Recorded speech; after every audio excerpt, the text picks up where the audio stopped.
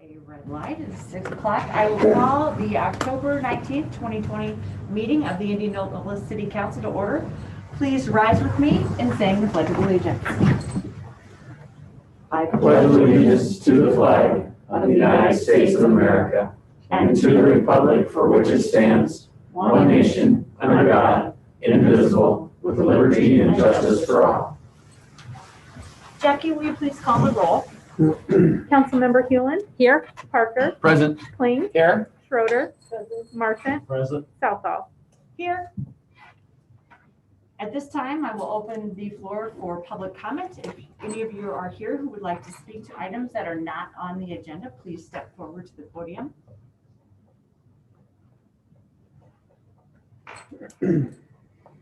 "30 seconds of awkward silence or so. We'll move on. Seeing no public comment. The next item of business this evening is to administer the oath of office to 3 paramedic firefighters. So, front and center, we'll start with Aaron Payette. Please come forward. Then we have this nice photo background. We'll face the audience now. All right. Please repeat after me.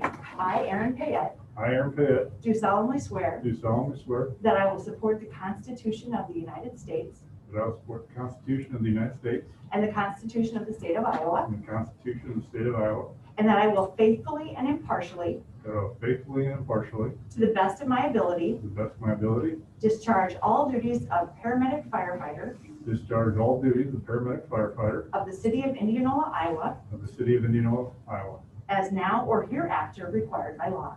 as now or hereafter required by law. All right, should we do this elbow thing?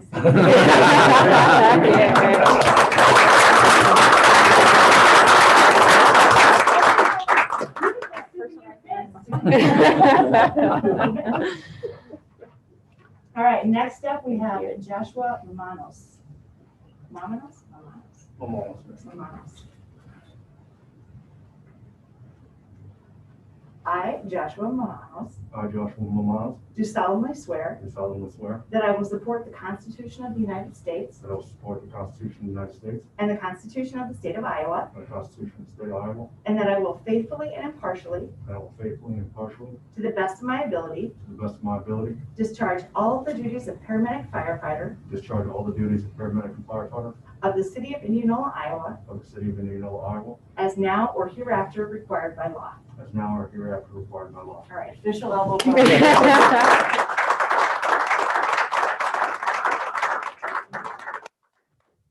Next, obviously, Theodore G. Miller. You keep your beautiful suit in your pen.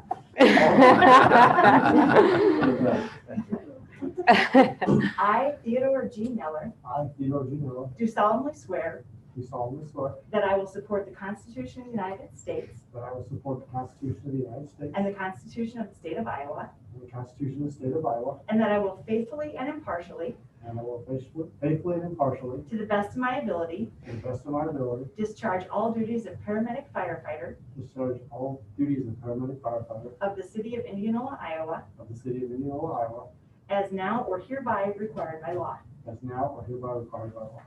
Congratulations.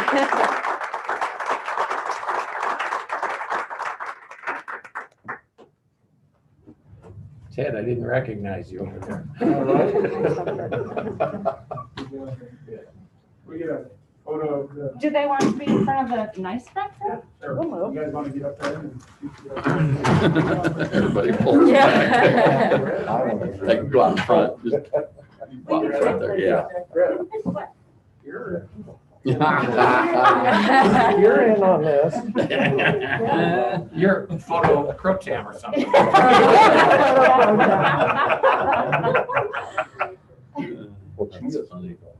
Yeah. Okay, ready? 1, 2, 3. I'm not smiling.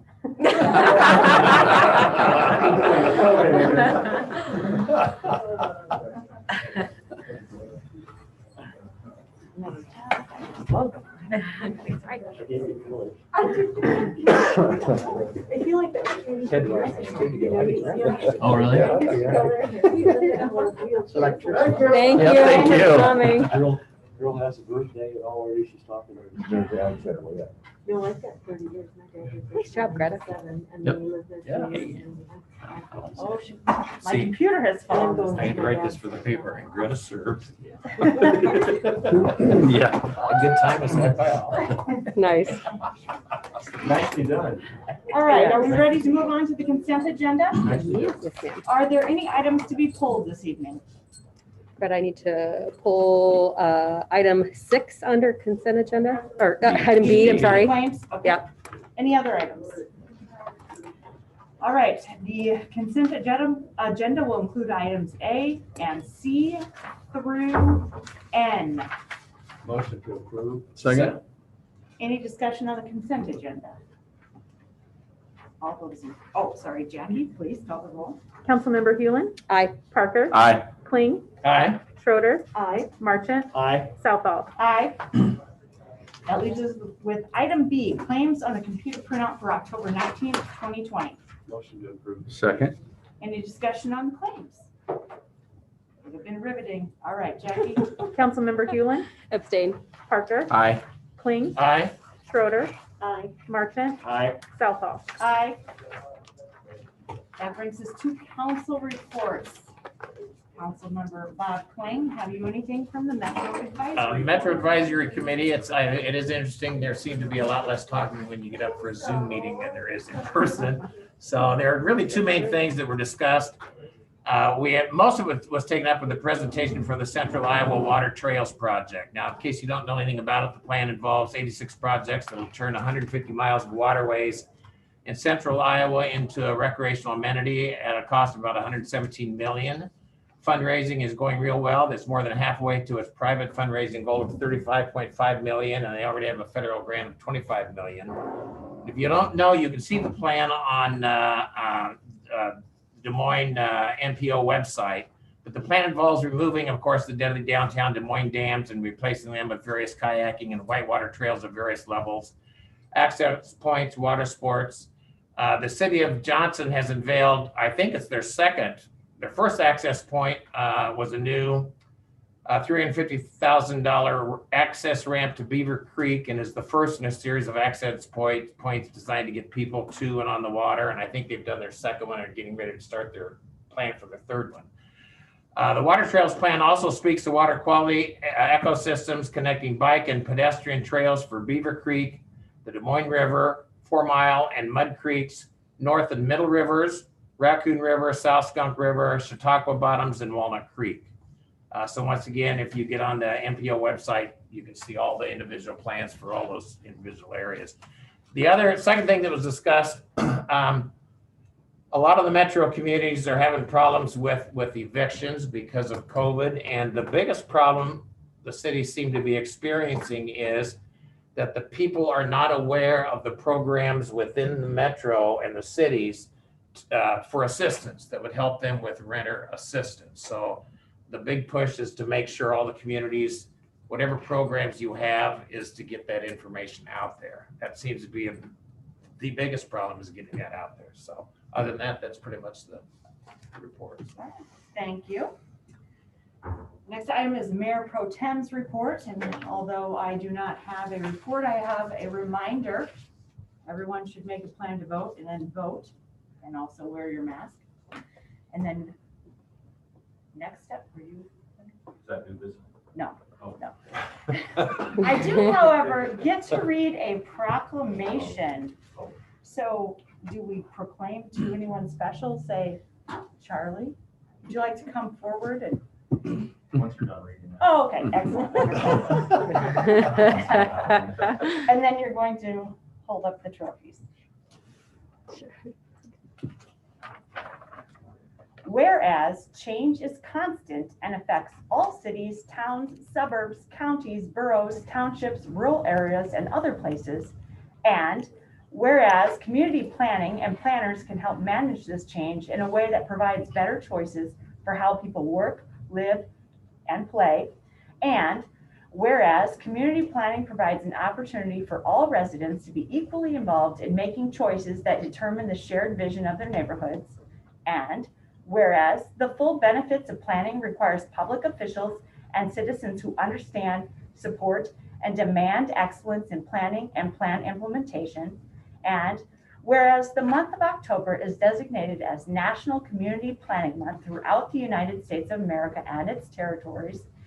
And whereas the American Planning Association and its professional institute, the American Institute of Certified Planners, endorse National Community Planning Month as an opportunity to highlight the contributions sound planning and planned implementation can make to the quality of our neighborhoods and environment. And whereas the celebration of National Community Planning Month gives us the opportunity to publicly recognize the participation and dedication of the members of planning commissions and other citizen planners who have contributed their time and expertise to the improvement of the city of Indianola. And whereas we recognize the many valuable contributions made by professional community and regional planners of the city of Indianola, and extend our heartfelt thanks for the continued commitment to the public service by these professionals. Now, therefore, be it resolved that the month of October 2020 is hereby designated as Community Planning Month in the city of Indianola, Iowa, in conjunction with the celebration of National Community Planning Month, adopted this 19th day of October 2020. Charlie, please come forward and accept this proclamation and tell us a little bit about the awards that our community Yes, I can do that. development department has. So the awards that, one of the awards I should say that is on the podium up there is the 2020 Daniel Burnham Award for a comprehensive plan. And that was awarded by the Iowa chapter of the American Planning Association to the city of Indianola for elevating Indianola. So from my standpoint, just want to thank the stakeholders group that was involved in that, the Planning and Zoning Commission, and all of the staff here at the city that helped with that, because, and the community as well for the engagement. I mean, the 1,600 responses we had in the survey went a long way, and I think that probably stood out to the award jury on this award. So a lot of good things happening with that, and just want to thank everybody, and especially council's commitment for it as well. Clerk will sign this. Thank you. All right, that is the mayor's pro tem's report. Now we have public consideration, old business, the urban renewal plan. I will open the public hearing on proposed amendment number 3 to the Hillcrest Downtown Unified Urban Renewal Plan in the city of Indianola, state of Iowa. Is there anyone who would like to speak to that? Seeing no public comment, I will close the public hearing on the proposed amendment number 3 to Hillcrest Downtown Unified Urban Renewal Plan. And Mayor Pro Tem, members of the council, trying to get no. we can make a motion and. Well, in your wait. Okay, go ahead. I move to approve the resolution approving proposed amendment number 3 of the Hillcrest Downtown Unified Urban Renewal Plan. Second. Discussion while we wait for the information from Ann. Well, in your packet, there is a maybe it's not in your packet. Sorry, I had this up and because my computer is on a dual monitor.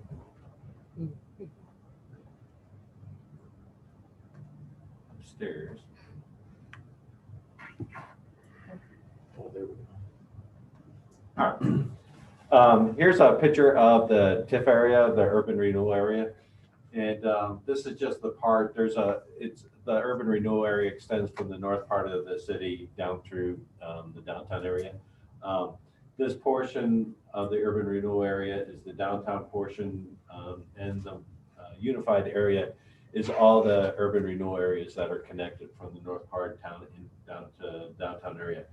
And as you see, I have labeled there the courthouse square and also City Hall.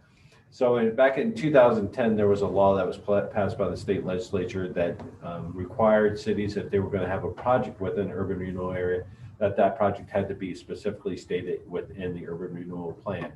So since the planning for the downtown square streetscape, the financing planning was to issue a bond that was going to be repaid with urban renewal revenue, TIF revenue.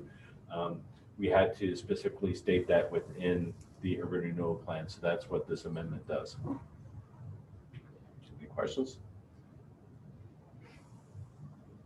Questions, further discussion? Jackie, please. Councilmember Hewland. Aye. Parker. Aye. Kling. Aye. Schroeder. Aye. Marchant. Aye. Southall. Aye. Thank you, Randy.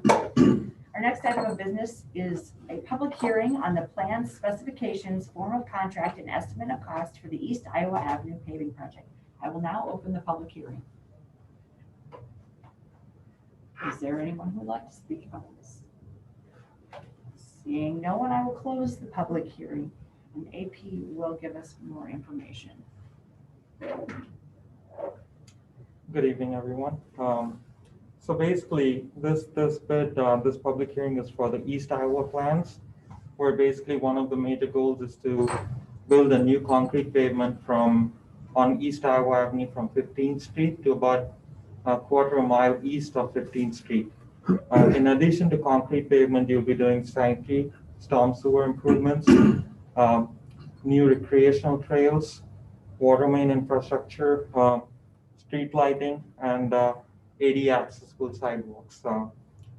The completion date for this project, although the completion date for this project is about September 30th, 2021, it should be substantially completed before the balloon festivals.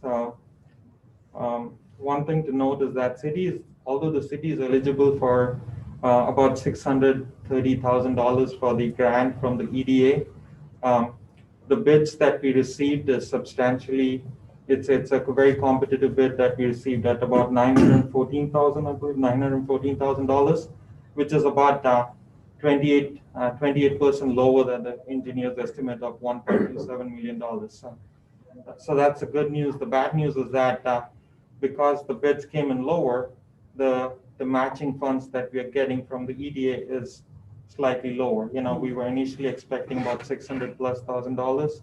We'll be getting about $457,000 in grant. So even though this is a bad news, the good news is the city will also spend less money in the infrastructure. It's still $400,000 in grant revenue, which Yeah. is a very positive thing. So Yes. Right. Yes. Any questions? Thank you very much. Thank you. All right, we need someone to make a motion. How about a motion to approve the resolution approving plan specifications for contract estimate of cost for the East Iowa Avenue paving project? Second. Is there any discussion? Jackie, please.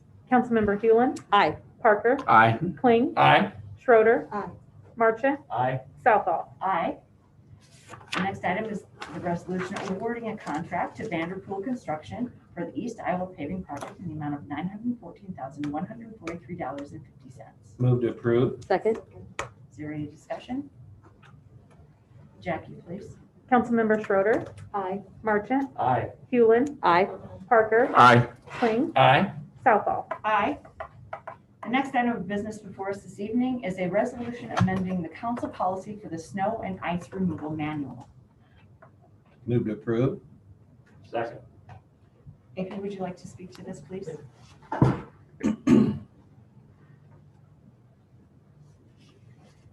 So the snow policy has been adopted since 2018 for the last 2 or 3 years. This provides the general guidelines for the snow and ice removal operations. In this instance, what we are doing is we have updated the maps for the snow routes to reflect the new public roads that the city has adopted, and also to reflect the revised 2080 agreement we have with the Warren County. We have also updated some descriptions, definitions, and newer equipment is what we have updated in this round of the snow policy. Do you have any questions on that? Anyone questions? Thank you very much.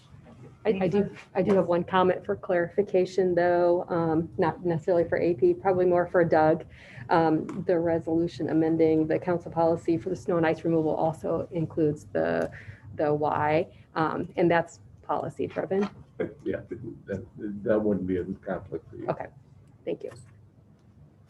Any further discussion? Councilmember Schroeder, Aye. Marchant, Aye. Hewlin, Aye. Parker, Aye. Kling, Aye. Southall. Aye. Moving on to new business, we have before us tonight a resolution approving a request for an alternative method of approval for a site plan for Vice Construction located at 2500 West Second Avenue. Move to approve. Second. Discussion? Further information? I'll speak really quick to that. So Vice Construction's proposing to build a storage facility in the rear of their building. As part of that process, there's currently gravel in the backyards, most of the front yard, all of the front yards, most of the side yards actually have paved concrete there. They're requesting to continue to use the gravel. It's about 30,000 square feet worth of gravel, and then add about another 10,000 square feet worth of gravel. From staff standpoint, we recommended the commission to approve that. We were okay with it because from an aesthetic standpoint, it's still going to look the same from the highway, so that's a good thing. Our one fear was that the gravel would eventually wash into the stormwater detention basin that's being proposed there. So we did have conditions placed on that to help alleviate that gravel from washing in there. So, and that's part of the resolution that you're considering. Any questions for me? No questions.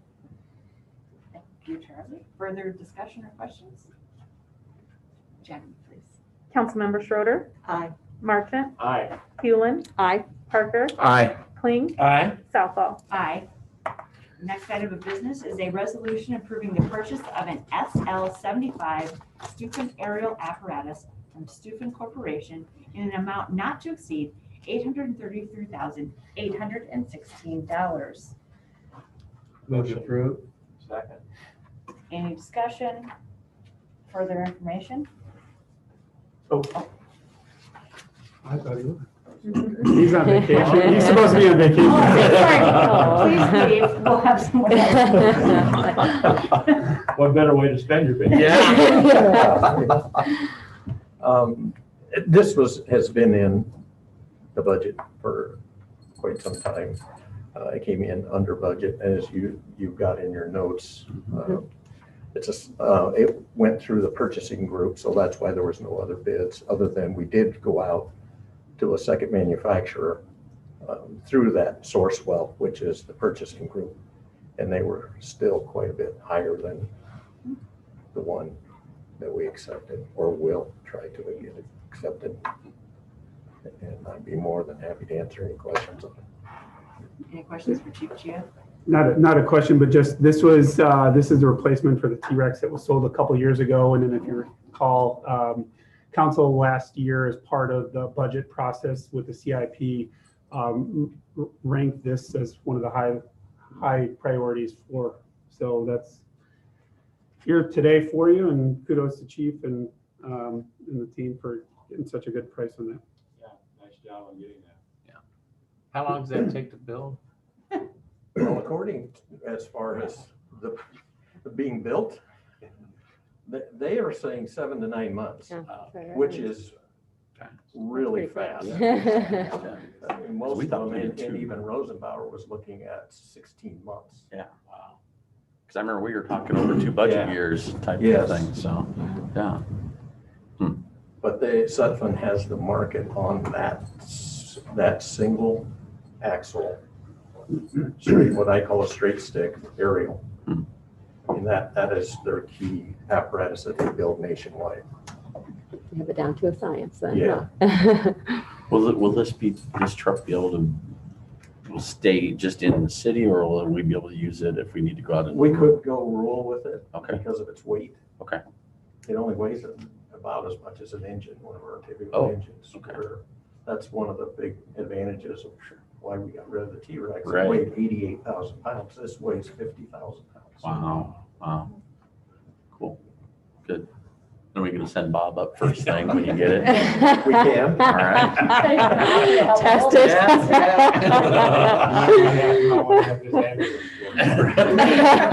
Turn him up 75 feet. We have three paramedics. that come Yeah, out here. I know. Great job. Thank you. Yep, thank you. Thank you, Chief. Any further? Jackie? Councilmember Schroeder, Aye. Marchant, Aye. Hewlin, Aye. Parker, Aye. Kling, Aye. Southall. Aye. Aside from adjournment, our final item on the agenda this evening is other business, including the city manager's report. Do you have anything to report? You know what, I do want to just recognize and say thanks to Dave Moeller and Snyder. They were the consultant with our comp plan, and so they were selected because of the public engagement component that they had as part of that. So I think that's a big testament to why we got the award. So kudos and thanks to Dave and his team for that. And then also the East Iowa Avenue project. They are the engineers on that. And so having those plans certainly made it easier for us to go out and Charlie and Andy secure that grant. So a lot of times folks behind the scene don't get a lot of recognition. And so I thought it'd be appropriate to say thanks to Dave. Absolutely. I thought I saw their name on another award. I did see that, yes. group award, Mhm. so That just adds to the notoriety of Snyder and Associates. I guess at the same time, Bolton and Mink, working on Streetscape, was also in the award process as Correct. well, for Correct. someone else, so. Yep. That's a good deal. Nice job, Dave. Good to have credible partners. If you have nothing else, Brian, we That's it. just need to receive and file correspondence from October 2nd to October 9th. Move to receive and file correspondence from October 2nd to October 9th, 2020. Second. Any discussion? Jackie? Councilmember Kling, Aye. Schroeder, Aye. Marchant, Aye. Hewlin, Aye. Parker, Aye. Southall. Aye. I will now entertain a motion to adjourn. Second. Any discussion? Jackie, please. Councilmember Marchant, Aye. Hewlin, Aye. Parker, Aye. Kling, Aye. Schroeder, Aye. Southall. Aye. Take a 5-minute recess and then we'll begin our study session.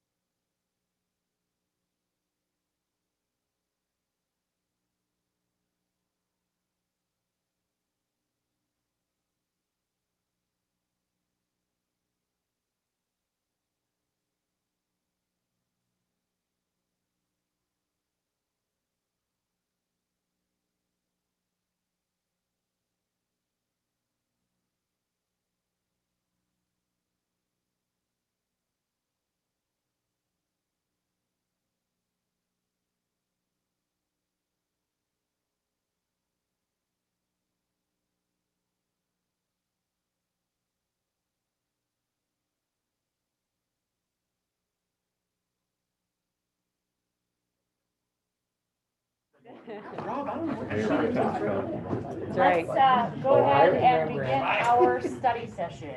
That was a nice meeting. This evening, we are going to have a presentation of the 5-year capital improvement plan. Take it away. Mayor Pro Tem and members of the council, I'm here to present the capital improvement plan for FY '22 through '26. First of all, before I get started, I'd like to thank the department heads, especially for their assistance in putting this together. A lot of work goes through. I have them fill out department request sheets, and then I get it all together. But they're the main driver behind helping keep me organized on this thing. First, I want to point out some key points in the CIP policy that the city has, mainly a 5-year plan, but you can see some of the things up there, some things that, main thing is that it helps us to maintain what we have and also plan for things that the city may need in the future. Here are some of the definitions that I use when we talk about the capital improvement plan. Basically, it's projects or equipment that's over 5,000 and going to last a substantial number of years. There are several benefits of having a capital improvement plan. The two that I wanted to point out on this slide are it allows employees to see the big picture. So they're not just focused tunnel vision on what's happening in their department, but they'll see what's happening in other departments as well. So AP knows what's happening in the sewer, Rick knows what's happening in the streets. And then also if it's shared among other groups regionally, you can have cooperation, know what's going on. We see that on the square and the streetscape. County shares with us their plans. We share what we were planning together. Everybody benefits from that. As you know, we have 2 halves to our capital improvement plan. First half is vehicles and equipment. We mainly run this out of our Fund 190. It is funded through department contributions and a small amount of property tax revenue.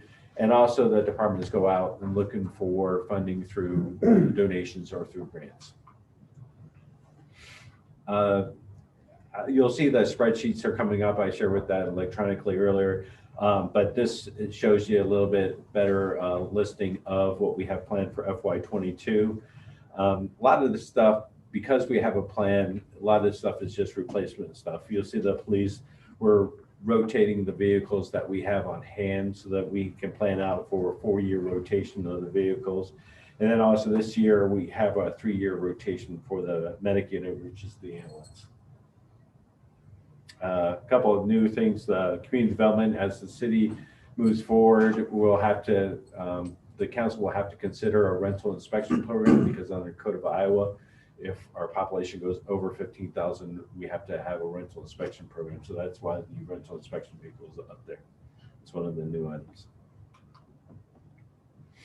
The vehicles and equipment, FY '23 to '26, the long-term view. A couple of larger items that you'll see on there is particularly in the fire, where we're looking at replacement of 2 large fire engines. You can see the price on those. Those are over 20 years.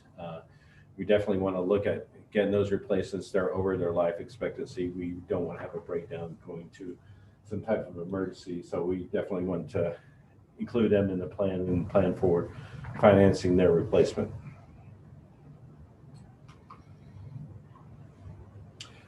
These are just the spreadsheets I shared with you earlier, just to show you how I got to the listing. This is the community development through the police, fire through recreation, and then the streets and what we're calling water recovery resource development or department, or the sanitary sewer. And this is the vehicles equipment funding matrix. As you can see, there's contributions from each of the departments and also the small amount of property tax on there.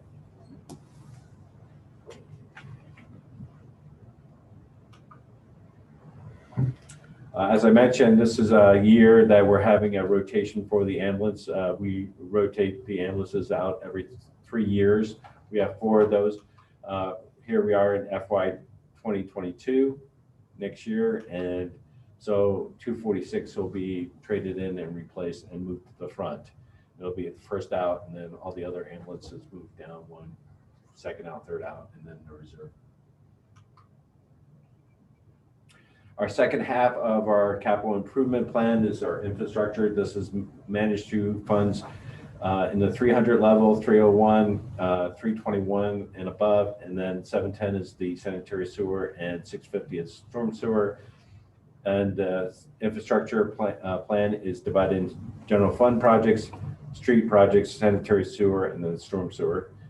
And again, they're managed, they're funded through department contributions, property tax revenues, road use revenue, and then gas franchise tax. Of course, some of this is also through borrowing, through bond issues. And then we also seek additional financing through donations or grants. FY22 CIP infrastructure. You'll notice that we have the library up there for a couple of particular items in the library that need fixing. It's an older building. These items need to be replaced now, but also a little bit of that is dependent on where the city goes forward with the joint city hall library project. So that's going to be something that's going to come up for discussion as we move forward on the budget.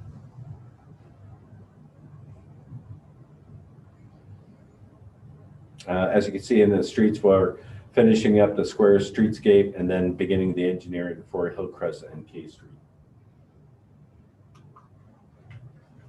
This is looking further out, FY23 through 26. You'll note that the street construction work is starting on Hillcrest and K Street. And then Parks is also beginning a large amount of work on the next segment of Jared Kelly Trail, and then also the McVeigh Trail to the Balloon Field.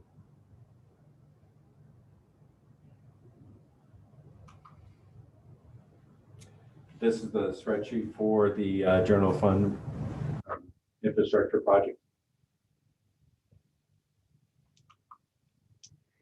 And then the funding matrix for the general fund project.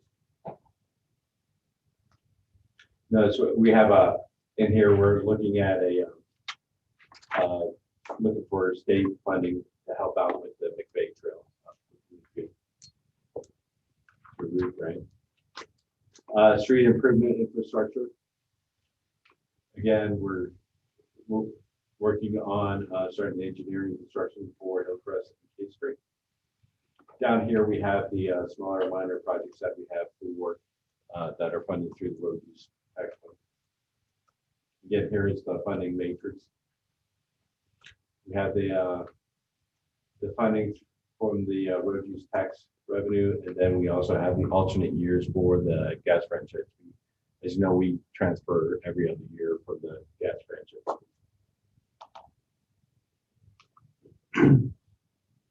This is the matrix for the sanitary sewer improvements. Down here, we have the annual maintenance that we have for redoing manholes and doing some sewer lining to handle the infiltration and inflow into the sanitary sewage, so we can control that stormwater inflows. Here's the funding matrix. As you can see, we have some transfer in there from the local option sales tax. The local option sales tax referendum that was passed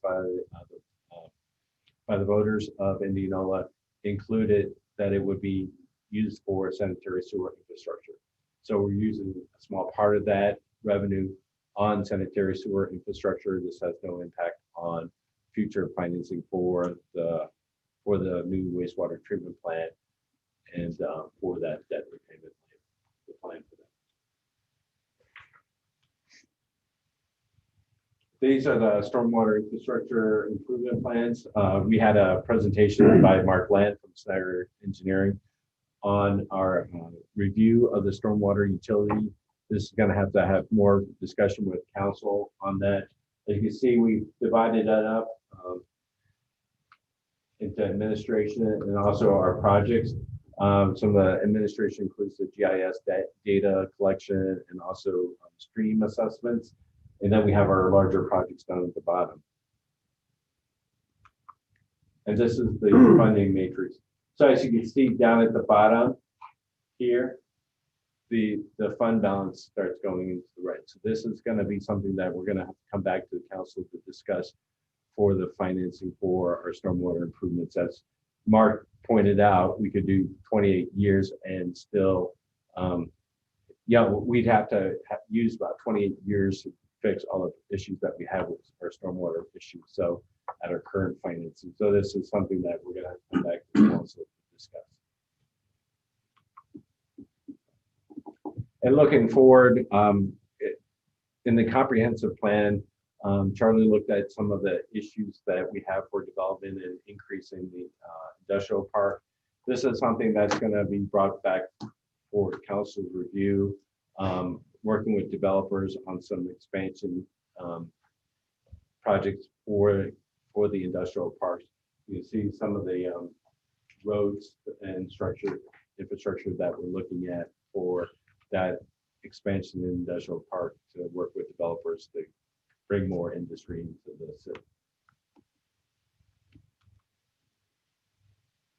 Then we have another presentation that AP will be bringing back to the council on discussion of what the council prefers as far as moving forward on the street projects. You know, we talked about how our funding for street projects is around $500,000 every year so far.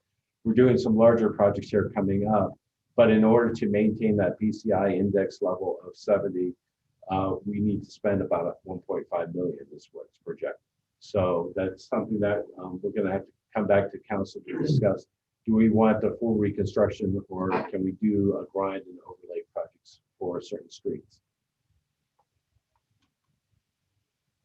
Then also the council had allocated in FY 2021 $75,000 towards architectural services for the new city hall / library project, and also revamping the current building for public safety structure for fire and police. And so we're going to be looking at that moving forward. These are some of the estimated costs on that project.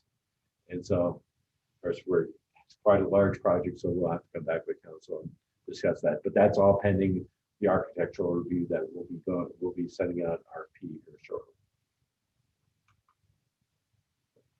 Any questions? The only question I had was, you just had mentioned spending the 1.5 million. Is that per year or just that? That's per year. Per year. So we would need, okay. Keep going for the PCI index. Okay. And, sorry, really quick. I mean, that's why the census is so important. Right. That's a road department's funded by the road use tax. So that's going to be a huge, the results of this census is going to be a pretty big thing. Yeah. The other thing too that Andy mentioned that's going to be pretty big is going to be whether or not we reconstruct or we do the grind and overlay. Mm-hmm. We've had a series of staff meetings where we've talked about that. There's one street that if we were to reconstruct, it would be $2 million, but if we did the grind and overlay, we can extend the life 10 to 20 years and only pay $600,000. So how do we make that dollar go further? It's going to be a really important conversation. Now, as we were talking as a staff, there's going to be certain streets where you can't do that. It makes much more sense. And you know, we are a concrete community. We've got cement tech, we've got Norwalk ready. So those are some factors that we have to talk about. But also, at what point can we help make those dollars go further? I know we're looking at the potential for doing things with the building, library. Mm-hmm. I'm still really concerned about the boiler. Mm-hmm. And with it not being on until fiscal year 2022, that's two full winters. Mm-hmm. We're gonna make it. We need to do something that's not a full fix, but a bigger Band-Aid. We are, whatever we can do to extend the life, we certainly don't want to get a brand new one if this public safety and joint facility plays out. So this is going to have to be something that we closely monitor. And we've got Aircon coming out here tomorrow for the city hall boiler. It's the same type of boiler. So yeah, yeah. If you can tell, it's probably close to sub-zero in this building because the boiler is not fully up to speed yet. But my concerns are, If, how are we gonna get there? like Ryan says, it's pending what we find out with the architecture, but also remember FY '22 begins July 1st of 2021. Right. So we might be able to work on that before the next. Right. Okay. we want to make sure that we're being judicious with the finances, but at the same time, we cannot need heat in the building in the middle of winter. So it's something that thanks to the staff, Tim Littles, the staff member that's kind of been tasked with keeping an eye on it. So and Aircon has certainly helped us do what we can. And really nice job handling this out. Mhm. Yeah, I mean, this is easy to follow and easy to understand, so thank you. And I appreciate all the updates that we've had along the way, because even being a new council person, like I feel like I'm very well aware of all the stuff that you shared tonight. So that's been helpful. It's been very helpful. What'd you say? I said it's starting to make sense. Yeah, absolutely. Agreed. Well, the thing that to just emphasize is that so a number of the projects started a couple years ago.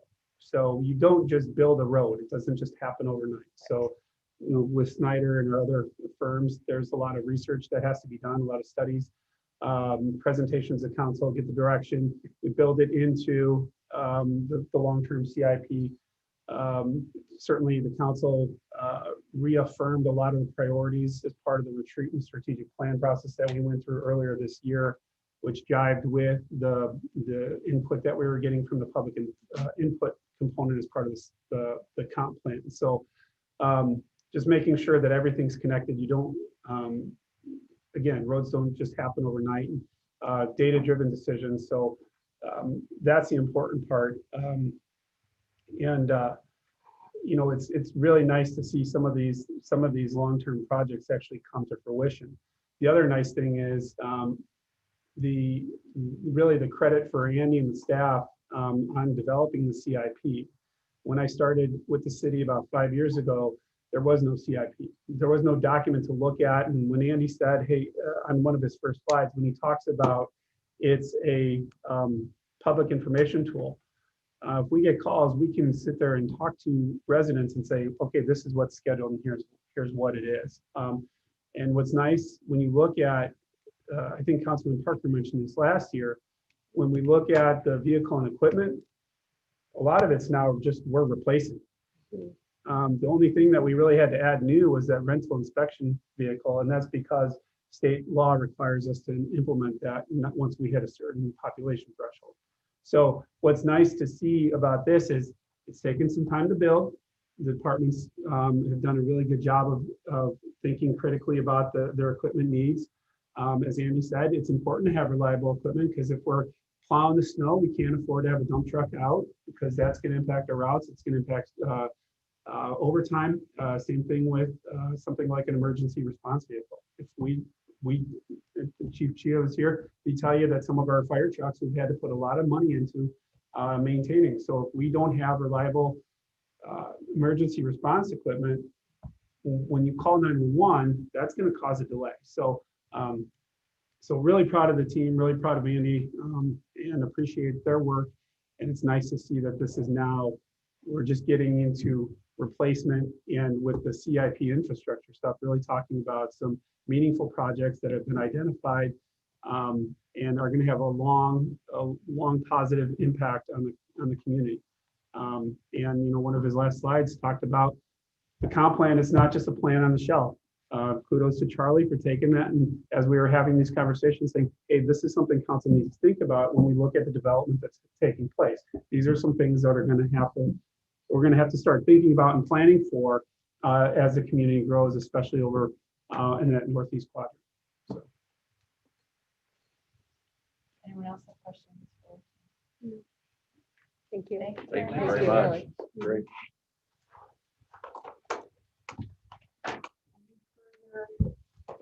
Discussion, things to talk about. All right, well, we don't have to do anything, so we can just go. Go. Thank you, Greta. Thank you. Thank you.